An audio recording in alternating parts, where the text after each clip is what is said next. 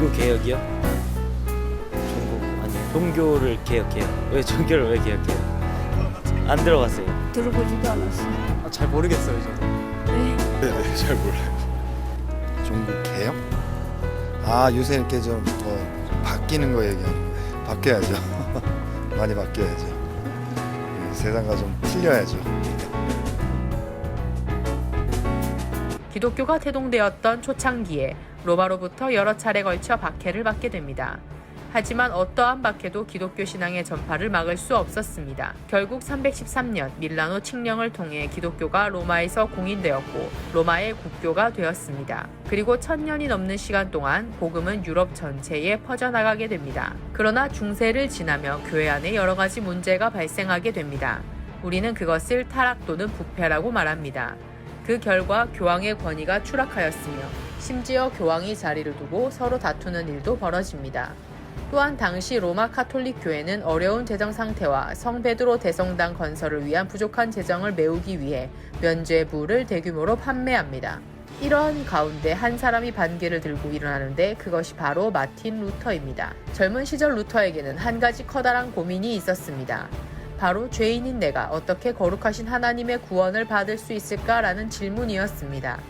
루터는 이것을 해결하기 위해 중세 로마 카톨릭 교회가 마련한 방식을 따라 자기 스스로를 괴롭히기도 하고 사제를 찾아가 작은 죄까지도 고백했으며 수도원에서 금식과 기도에 힘든 훈련을 받기도 하였고 선행을 행하기도 했습니다. 그러다가 그는 성서를 읽고 연구하면서 자신의 문제에 대한 해답을 얻게 되었는데 루터가 발견한 답은 인간의 선한 행위와 면벌부를 통한 구원이 아닌 오직 믿음으로만 가능하다는 것을 깨닫게 되었습니다. 하나님께서 베푸신 은혜를 믿음으로 받아들일 때만 의롭게 되고 구원을 얻을 수 있다는 것이었습니다. 이것을 우리는 믿음을 통한 은총에 의한 칭의라고 말할 수 있습니다. 루터는 면벌부 판매에 반대하며 1517년 10월 31일 베텐베르크 성 교회 문에 면벌부와 로마 교회의 관습을 반박하는 95개 조항을 게시하며 종교개혁의 불꽃을 점화시킵니다. 이것은 단순히 로마 카톨릭 교회의 겉으로 드러난 부패를 공격하기보다는 그 내부의 잘못된 신학의 핵심을 공격한 것입니다. 이러한 루터의 행동은 커다란 파장을 몰고 옵니다.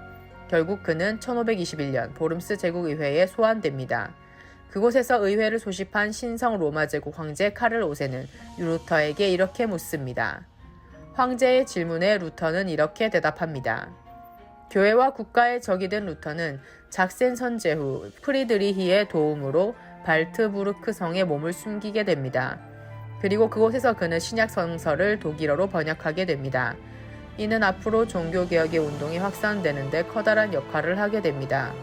왜냐하면 이전까지는 성서가 라틴어로 되어 있어 사제가 아닌 신자들은 성서를 읽지 못하였고 그저 사제들이 가르쳐주는 대로만 따라야 했기 때문입니다.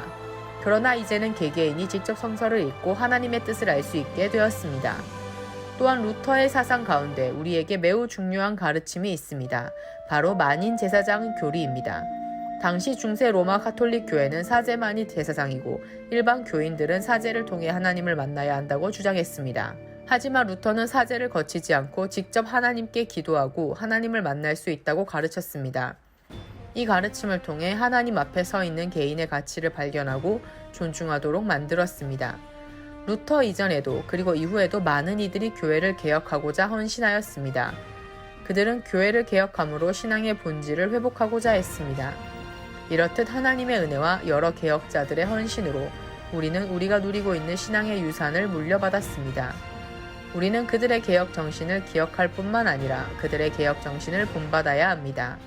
우리의 믿음의 현 주소를 돌아보고 우리에게 베푸신 하나님의 은혜를 기억하며 우리의 삶을 하나님의 말씀으로 새롭게 함으로 신앙의 본질을 회복하는 우리 모두가 되기를 소망합니다.